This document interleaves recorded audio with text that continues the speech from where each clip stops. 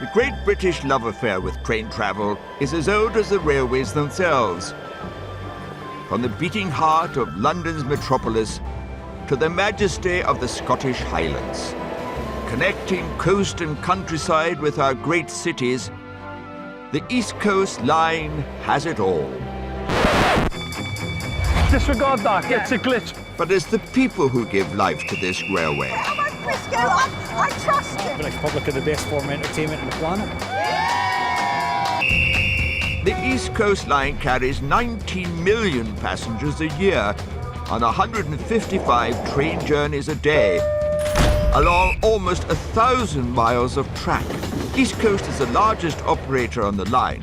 It runs trains, manages stations, and employs nearly 3,000 staff. That's all you do it all day.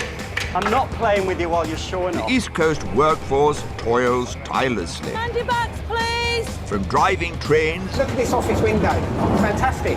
to making breakfasts Took that much bacon over the years. Surprised I haven't turned into a pig. to controlling the whole train set. Morning, that's absolutely excellent, Graham. Keeping everything on track behind the scenes and in public. I've been standing here for half an hour. These are the real heroes of the railway.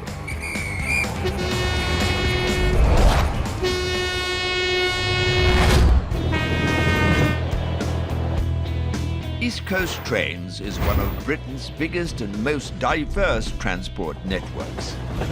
Any breakfast for you this morning? No, nothing at all?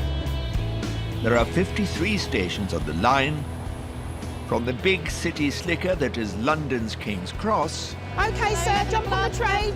to some smaller country cousins. Back in the trenches now, and we'll go crazy in another half hour. 12 stations are managed by East Coast Trains themselves, and Newcastle, by far the biggest and the busiest, is one of the jewels in the crown. A Grade 1 listed building, the station has 12 platforms and handles nearly 8 million passengers a year. Train now at platform 2 is a 1944 service to Edinburgh Waverley. The local staff who work here take a Geordie pride in the smooth running of their station. Try and keep Newcastle's image cleaner. Take your time, sir. But they never know exactly who or what is coming down the line. They see it all here, the good, the bad, and occasionally the very ugly.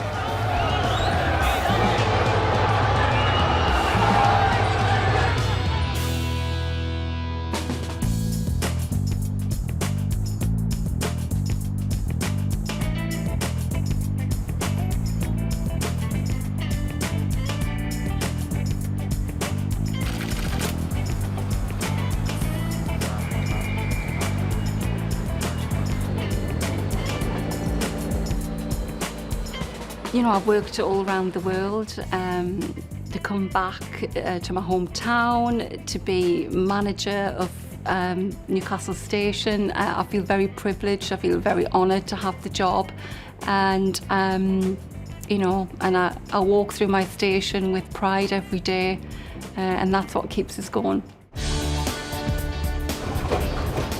Station manager Louise is the queen of all she surveys. Newcastle Station is her pride and joy.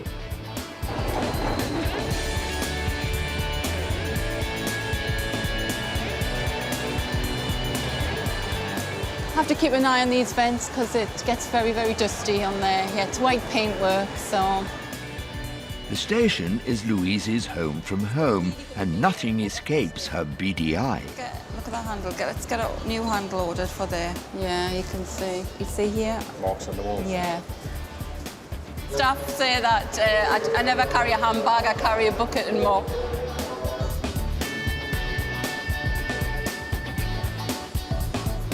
Oh, you got to fill them on the top. That was just cleaned yesterday as well. Yeah, I know. Okay.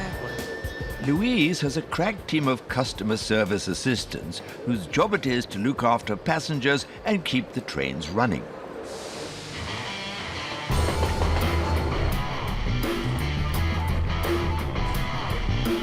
Railway lifer Daz is one of the station's longest-serving staff. This is the one, darling, this is the one, yeah. Started there as a cleaner. Been there, like, well, I say nearly 30 years now. It's good life, man, it's really good life. Like his boss, Louise, railways are in Daz's blood. I'm hoping to be a 50-year man, I think. I've worked it out. If I do a 1-year extension, I'll do 50 years. I'll get that for you. If you step inside the door, I'll get it on for you, OK? Part of Daz's job is the safe dispatch of trains. Believe it or not, there's a lot more to it than blowing whistles and waving. Daz must make sure his trains leave on time, or East Coast pays the price. If a train leaves late, then it incurs costs to our companies. We have to pay Network Rail, because obviously it might delay something else. That's another one away safe and on time. East Coast is running well today. No route problems, sir, if anybody asks. The mainline trains are too long for just one person to dispatch safely. Step up Daz and John, Newcastle's dynamic duo. The train's about 1/4 of a mile long, so if that, it's a big thing to look after. It's eyes in the back of your head. I've had parents trying to put the children in pushchairs on the trains before. When the doors are closing, it beggars belief sometimes with people. You're just using common sense. If you haven't got that much common sense, don't have children. I'm sorry. Excuse me 2 seconds, gentlemen, this is where I thought. So it's my responsibility till this train leaves the platform. Anything that doesn't look right, we can still stop the train until the guard goes past me. Once he goes past me, then it comes down to the signalman. Fundamentally, I'm dispatch. I deal with the trains, but I deal with the public as well. I like people. British public are the best form of entertainment on the planet. OK, sir, jump on the train. Edinburgh. Thank you. Thank you. Yes, madam, first stop is York, thank you. Train now at platform 2 is a 1944 East Coast service to Edinburgh Waverley. This train will call at Morpeth and Edinburgh Waverley only. Customers always right. Always right. That's what we're led to believe. Customers always right. I say that with my tongue firmly in my cheek. Keeping customers happy is a high priority for the station staff, and a simple thank you can make it all worthwhile. Oh, that's that lady that you helped with the bag on the train. Oh, sent right, a lovely aye. little card in. Oh, let's have a look.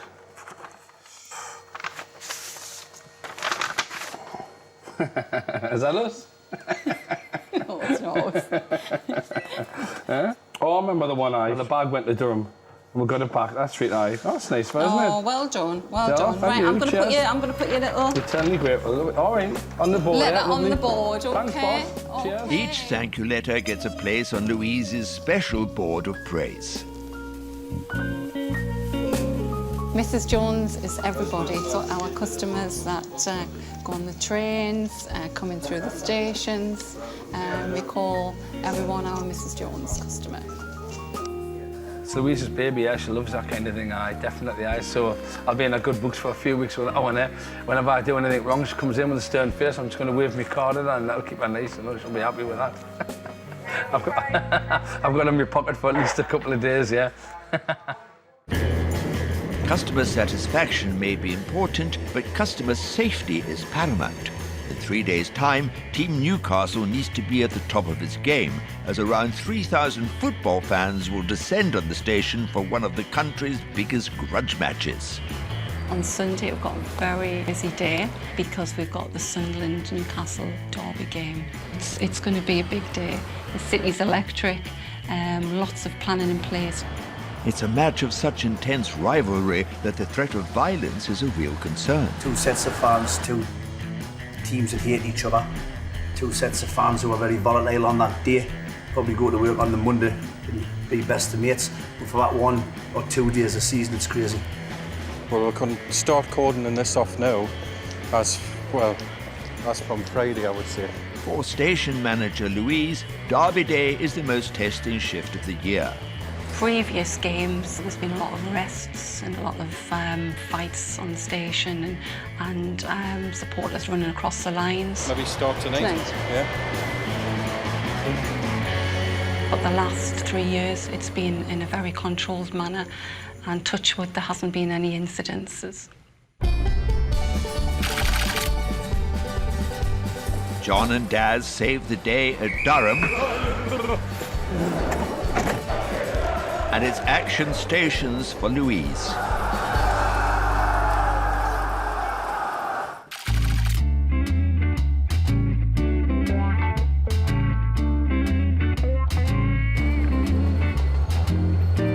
It's early afternoon in Newcastle, and information controller Daz has a short announcement to make.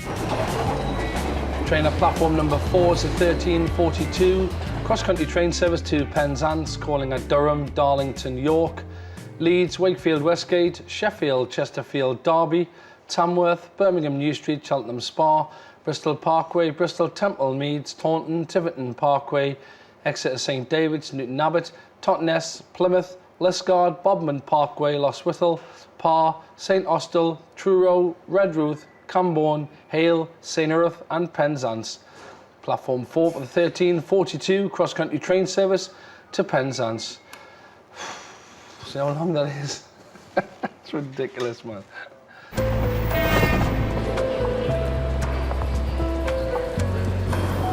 It's the calm before the storm, as in 3 days' time, thousands of football fans will converge on the station for the Newcastle-Sunderland derby.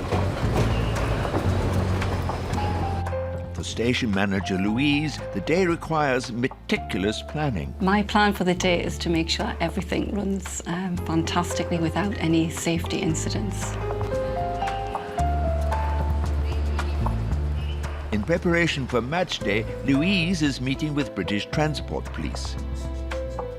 Obviously, you're fully aware that this has been graded as a Category C, high risk of disorder within the rail network.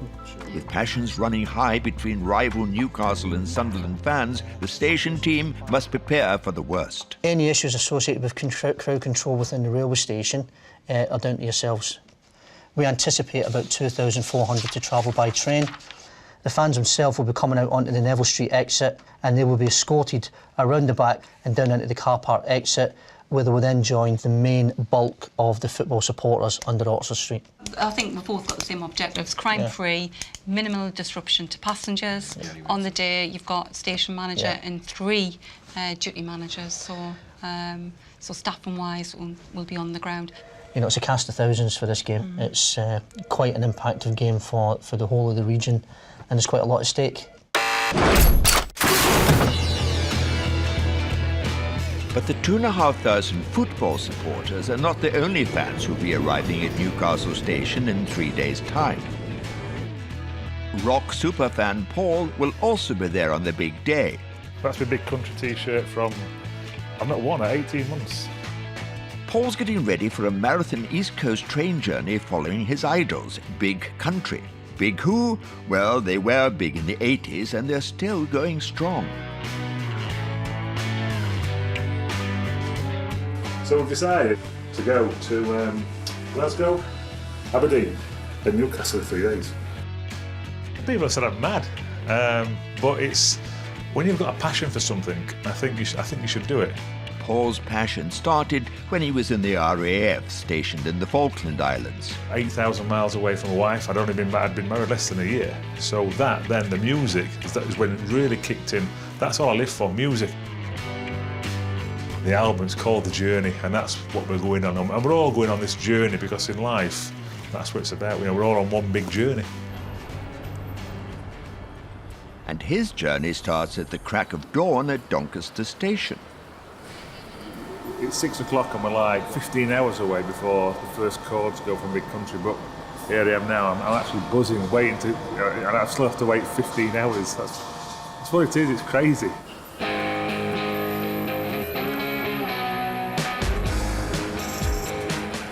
Paul won't be travelling alone. 3 stops up the line at Darlington, another Big Country fanatic joins him, and he's called Paul too. So I've done, I reckon, 45, 46 gigs for Big Country. How many have you done now, you reckon?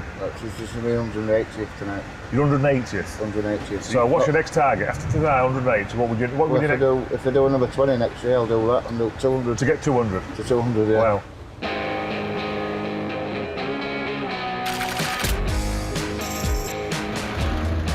Glasgow, and for one night only, home to the two Pauls musical heroes. We're now in our big country mood.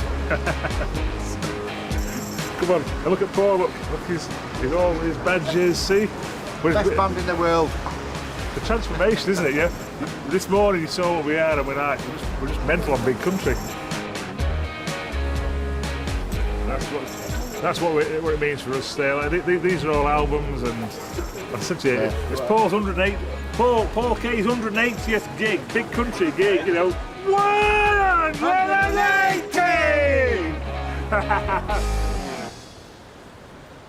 That's my big country ticket. We're gonna have fun. We'll see you tomorrow morning.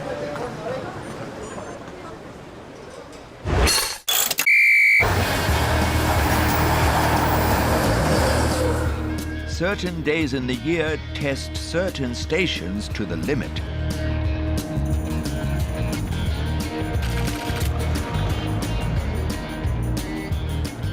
At Durham, the team is getting ready for one of its biggest challenges. It's so dramatic that they have to draft in all the extra troops they can muster, including the A-team from Newcastle, John and Daz.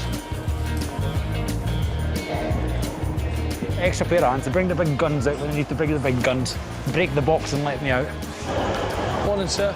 You off to London? Yeah. Would you like us to take care of your bag and we'll put it in the guard's van, sir? And you'll be to collect at the other end? The team is preparing for what's known as the Exodus, the day Durham's 15,000 university students and all their worldly goods leave town. Yeah, we're students at Durham and it's the end of term, so we're all going back to our homes, which is really exciting. Never seen Durham Station have so many customer service people around, actually. Yeah, they're really helpful as well, though. Yeah. If we didn't have the help that we've got today, it would be a lot worse.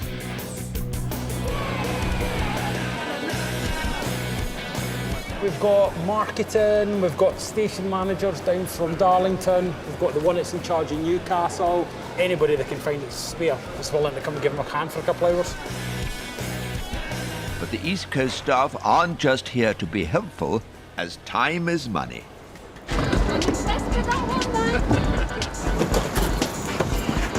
The team can't rely on sleepy-headed students to get themselves and their bags on board in time, and any delays can incur fines of thousands of pounds. We've got 90 seconds to get a train from stop to start and off the platform, so when the wheels stop, the 90 seconds begin. If the train is delayed, we get fined for every minute of delay time that we incur. So there is high pressure on this.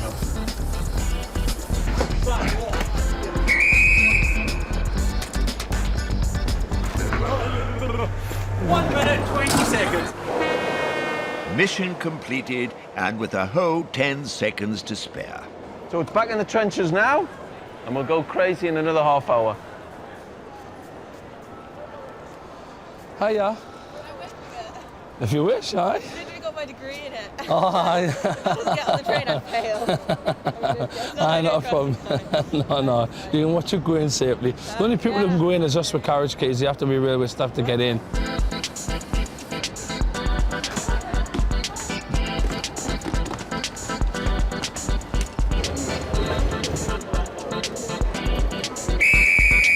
I had 1 or 2 delays in the platform, but you've just got to accept that, take that on the chin. By close of play, the supercharged Durham team have dispatched 10 trains, sending around 2,500 of Britain's brainiest and their dirty washing homeward bound. And they pulled it off without any costly delays. It's been a cracking day. Enjoyed it. Back to Newcastle for the rest of my shift.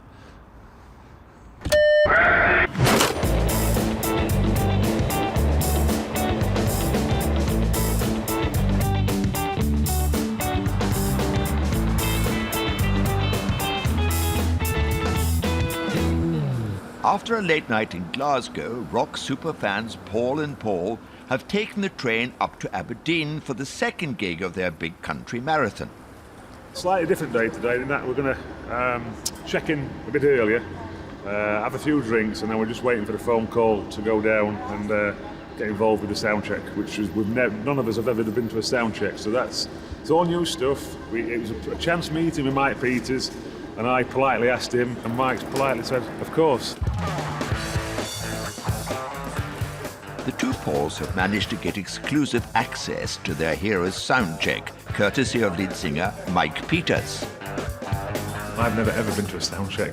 We get up close and personal with the band, and that for me it's beyond dreams, it's beyond belief, because they're still heroes, but we can talk to them. At the end of the day, they're just normal people, and that's just blown away now, you know. And we haven't even seen the second concert yet. I can understand the fans that travel night after night to see Big Country. I used to do it myself when I was a kid, following the Clash and the Buzzcocks, and I know that there's something in music, in rock music, that gets deep into the heart of a lot of people, and one show is not enough.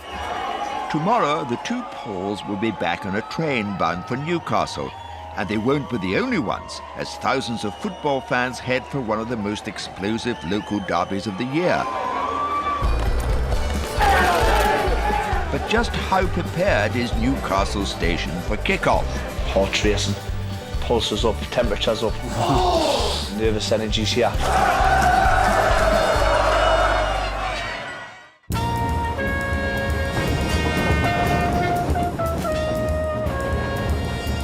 Before I started working on the railway, I was playing a lot of football. I was going on a lot of football trials and what have you. And I was meant to have one at sort of Ipswich Town and sort of one at Sunderland. You know, I come on the railway as a short-term sort of fix before I'd go on these trials, and I had my life mapped out. I was going to be a superstar footballer. It never happened like that, unfortunately. I come on the railway as a short-term fix, and I'm here 22 years later. You know, and it's all I know.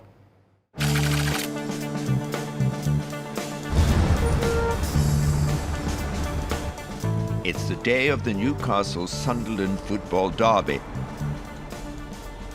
It's a potentially volatile clash, and the station could easily become a flashpoint. Today, months of planning between East Coast trains and the police will be put to the test. This is always a tense fixture, but the stakes are particularly high today. If Newcastle beat Sunderland today, I think we're 5 points clear of a relegation spots at the minute. So if Newcastle win today, we'll go 8 points clear. We've only a few games left, so Newcastle would be safe from relegation. So it's a massive game for both teams, you know. It's 10 in the morning, and with a midday kick-off, the station's already filling up with local Newcastle fans as well as regular passengers. With thousands expected to pass through the station, anything that could be picked up and thrown must be cleared. But there's one object that's proving tough to shift. Well, you'll get that off me, bother. It's the deal off that will be the problem. Someone's left a tricycle locked up to a railing, slap bang in the middle of the concourse. We'll try to get in touch with anyone to come and remove it, but they're not like us, they don't work weekends, so we're having it removed. Note that one. On this way. The deal off the one. Rest it on there. Right as close to the edge as you can.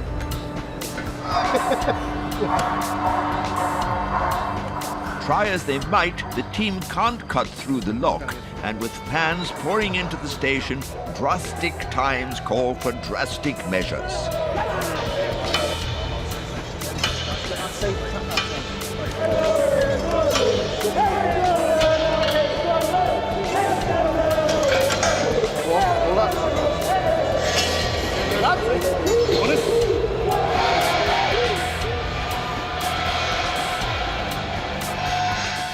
Just in the nick of time. The first of several special trains packed with Sunderland fans is about to arrive. This is a calm before the storm, and we've got everything, all the preparations in place, and we're just waiting for the special service to arrive.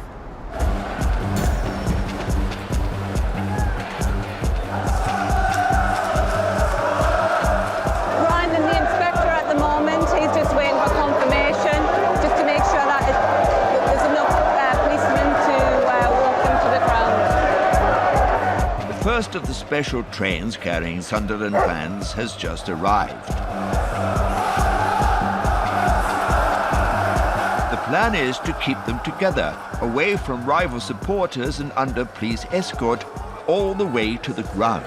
Tactical plan around meeting the special trains in is we'll ensure that there's a cordon in place, and then we'll escort those individuals off the train and out of the railway station. We're just making sure that we've got a sort of like a sterile corridor just to minimise any risk of disorder. The Sunderland supporters are held in a car park at the edge of the station until all the special trains have arrived and the fans can be escorted to the ground. I think it's important to say that the vast majority of the individuals who go to this football match are honest, decent, hard-working individuals. However, like any other typical event, a minority can potentially spoil it for the rest. With the first wave of fans held in the car park, another football trainload arrives. Police rush back and repeat their routine. Yeah, more than here, just so they can get the lines in order over there to escort them out. Louise has held her nerve so far on a very tricky day. There's women at work here who actually take like the day off because they would just hate Derby Day.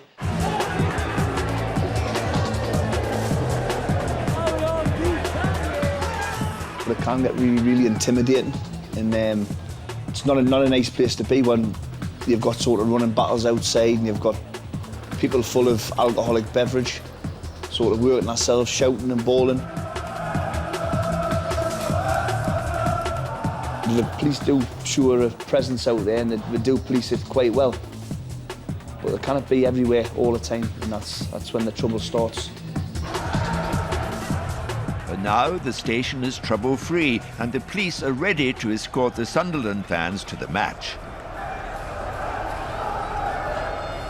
But in 3 hours' time, they'll be back, and Louise and her team can only guess what mood they will be in then. Okay.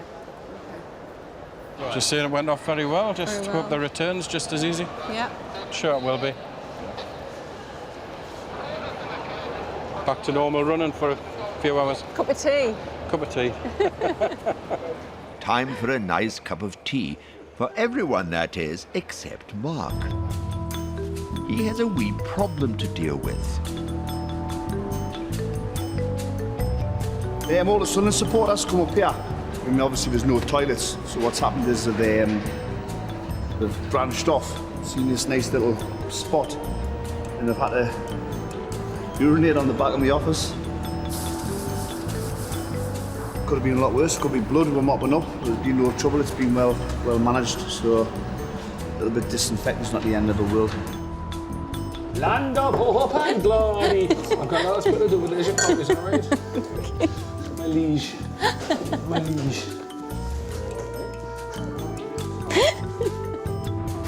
It may be calm now, but things are bound to hot up after the game. If Newcastle win, the city centre have a good atmosphere about it. If Newcastle get beat, then we'll feel worse because of the fans. The natives will get restless and there will be disturbances, but let's just hope that there's a fair result up St James's Park today. I'm sure there will be. I'm sure that the home fans will be happy.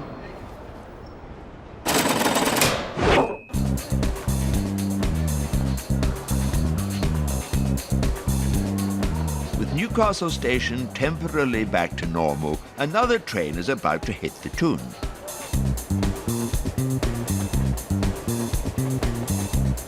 Rock fan Paul is completing the last leg of his epic East Coast journey following 80s rock idols Big Country. He's just got a message from his daughter, who's waiting at the station. She's just sent me a text at the phone. Just read this in your stars, laugh out loud. Don't let the travel wear you down because you'll feel a sense of achievement at the end of the day. How ironic. Now, that's fate.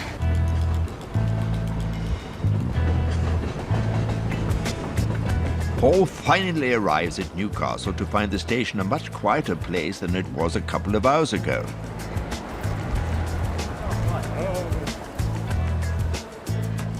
Just arrived at Newcastle. It's full of police and I've got my daughter now, so we're on the third gig. My third gig on this tour, the Journey Tour, and it's Fiona's first gig tonight in Newcastle. So it's a bit of excitement now because obviously Fiona's probably been listening to the album more than I have, but I've been listening to the live music, so I've got my musical buddy back now. On his journey, Paul will have travelled over 700 miles and rocked along to 54 big country tunes. Whenever I talk about big country, you know, my last two words are always stay alive. And I think Fiona knows, as and when I do pass away, I think on my tombstone will be stay alive. I'm in love with big country, and I don't admit in that. It's a passion that I have for music, and this band has taken me on a special journey, and this journey is going to continue for a few more years yet. So yeah, it's been really, really good and exciting.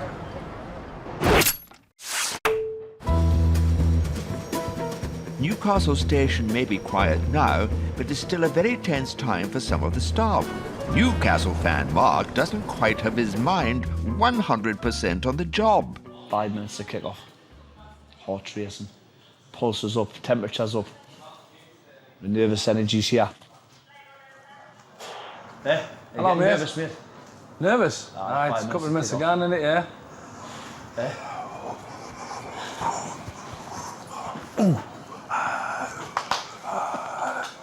That's what it's like. Come on! Go ahead. While the boys worry about the match, Louise's concern is what the result might mean for her station. Everything that's happened today, it'll now be in reverse formation, so we'll have to be waiting for the fans to come back. But for a safe operation on the station, I would like it to be a draw. It'd be good for us. When the big game kicks off, Newcastle station gets the good, come on, the bad, what a nightmare, and the ugly.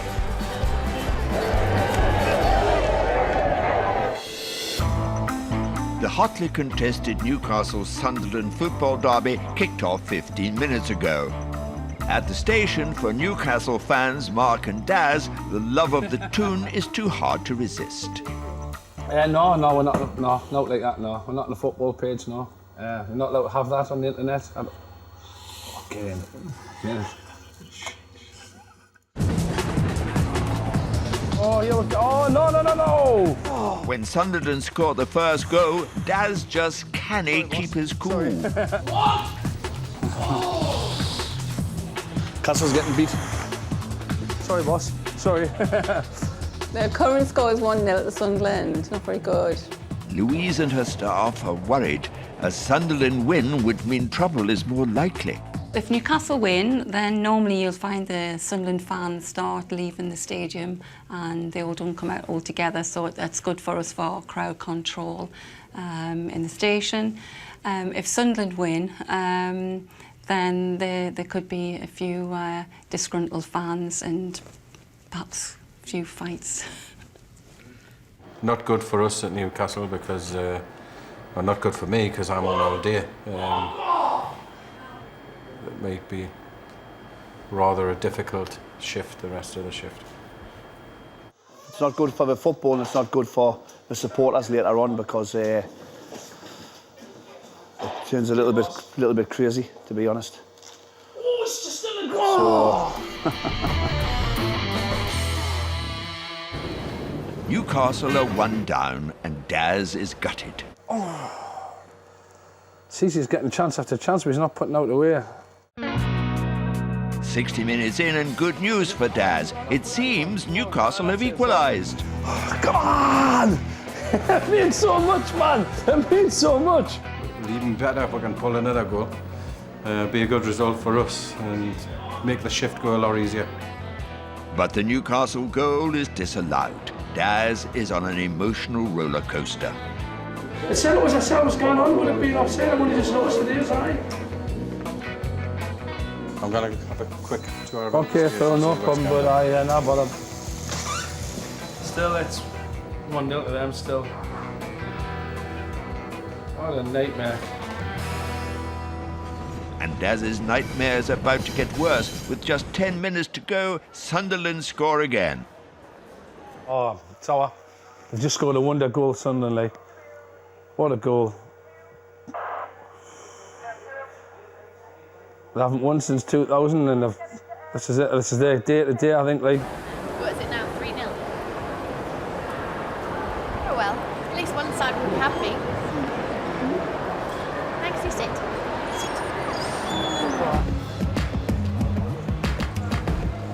At the final whistle, Sunderland win 3-0 and Louise fears the worst. The major concern now is just the clash between the Sunderland fans that are coming to use the station and Newcastle fans that are in the station. It's not going to be a problem with the Sunderland fans because they're all going to be in good spirits because it's a cracking result for them. Unfortunately, for us, it's not it's a good result. It's an absolute nightmare when it kicks off and the supporters are each other's throats. It's not a nice place to be honest. It's a little bit intimidating. You can see now we've got a lot of police in attendance now. They're obviously getting prepared for them coming down. The police are escorting the Sunderland fans back to the station where Louise is waiting nervously. Are they on the way, Brian, are they? What? Are they on the way? Yeah, they're on the way. The escort's on its way down, so we'll hear them coming down the back of 4th Street. It's going to be one slick move in onto the station, onto the train, and then gone. That's the plan. So we'll see how it happens. Okay.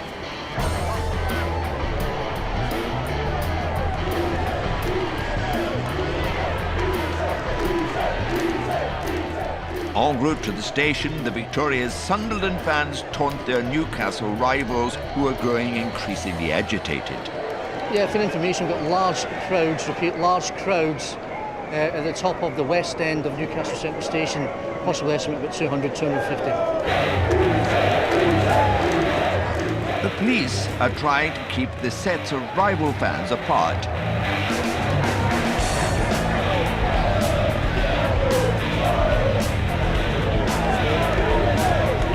But almost inevitably, it all starts to kick off.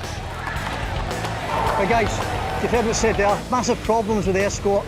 People trying to attack them en route. So be on your game, please.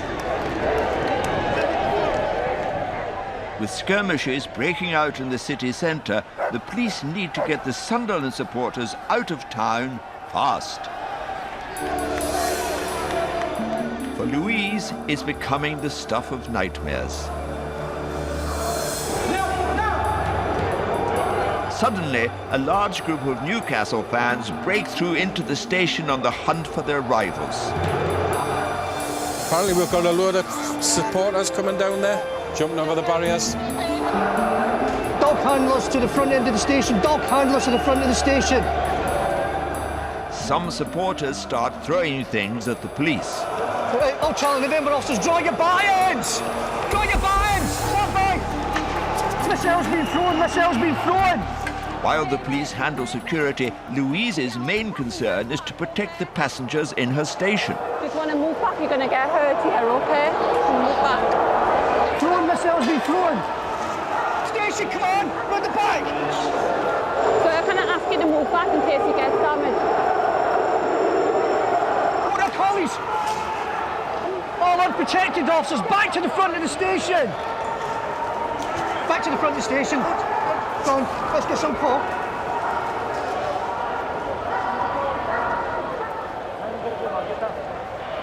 Louise, how did those fans get there? Do you know? Don't know.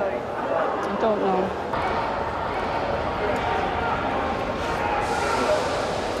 Guys, are you all right? That wasn't good, was it not, And what they've done is they've climbed over the gates and tried to get a platform 12 and thrown things. But that was bad.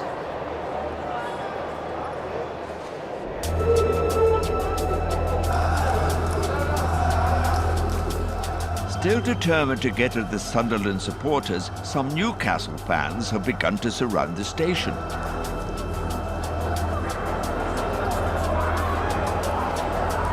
Is it the Newcastle fans that's throwing the stuff?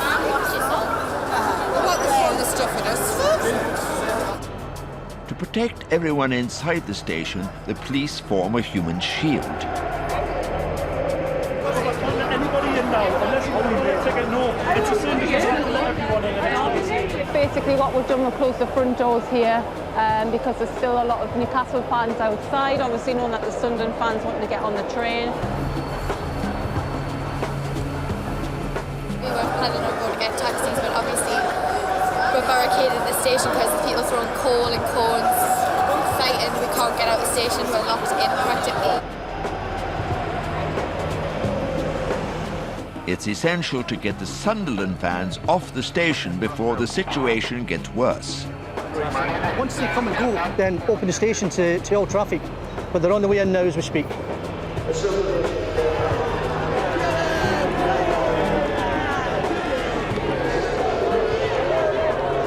need to get them as quickly as possible onto this set here and then out the station.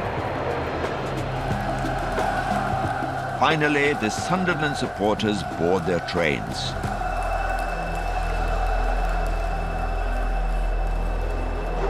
Wasn't good.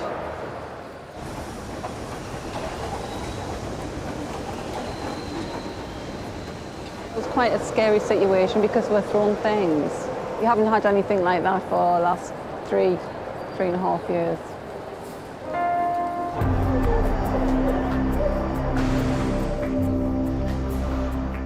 Skirmishes have left a trail of devastation.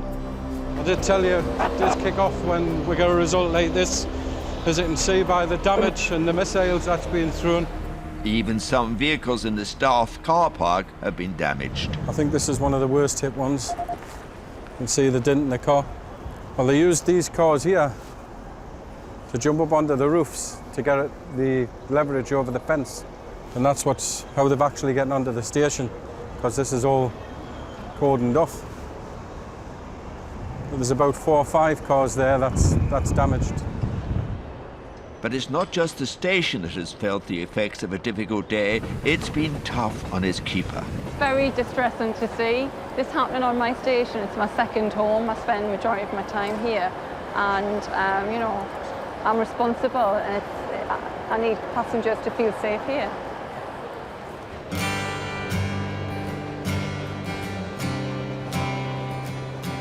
Derby Day has taken its toll on the Toon, claiming 29 arrests and 3 police officers injured.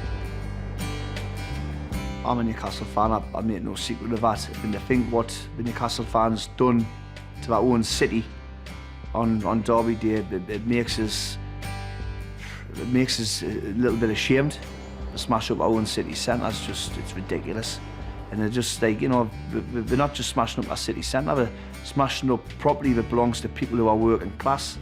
And they've got to go to work and they've got to work hard to pay for cars and car repairs and shops and little businesses getting windows put out and that. I think it's just a disgrace. You know, it's going too far. It's taking it way too far. And these aren't just kids, these are grown men. And unfortunately, on this occasion, it was the Newcastle United fans that let ourselves down big time. So yeah, on that day, it made us ashamed,